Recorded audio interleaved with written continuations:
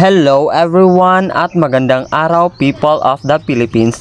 Ngayong araw meron na naman tayong pinalive na client at mag-home service na naman tayo ulit. Let's take a look at huwag nyong i-skip ang videong ito to watch na kung ano ang result for hair ni Madam Carol.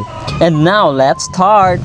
Una kong inaplayan ang buhok ni Madam nitong Lightness Ginger Rebonding Cream at ibinabad ko ng mga after 1 hour at depende po ng reaction ng kanyang buhok. After kasi nating mag-apply ng number 1 ng hair rebonding cream natin ay makikita natin na mag-stretch na yung buhok ni client.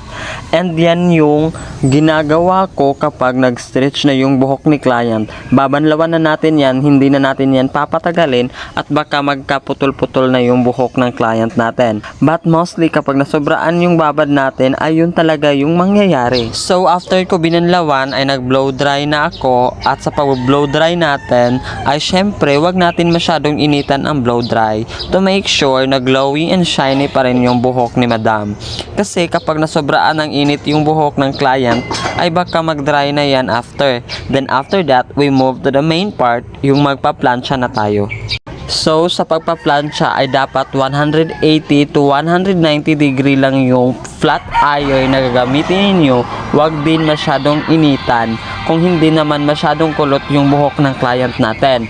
May iba kasing client na magpapariband dahil kulot at yung iba naman ay kinky lang. Yun bang wavy? At may iba namang client na nagpapariband dahil buhaghag na yung hair nila. Sa pagpaplansya ay dapat din maninipis lang yung paplansyahin ninyo para pantay at will make sure na matatamaan talaga ng flat iron yung buhok ni client para lutong-luto talaga. Then, after ko namang magplansya sa number 1, isusunod ko na itong pagkukulay ng buhok ni Madam. Dark brown pala yung gustong kulay ni Madam sa kanyang hair. Lalabas lang yung kulay kung masisinaga ng araw. Ibinabad ko lang siya ng 45 minutes, tsaka ko binanlawan, and then naglagay na din pala ako ng Brazilian Botox for her hair para mas shiny at bagsak ang buhok ni Madam. Mas maganda pa rin kasi yung rebonded na buhok kapag may Brazilian Botox na ilalagay natin sa buhok ng ating mga client.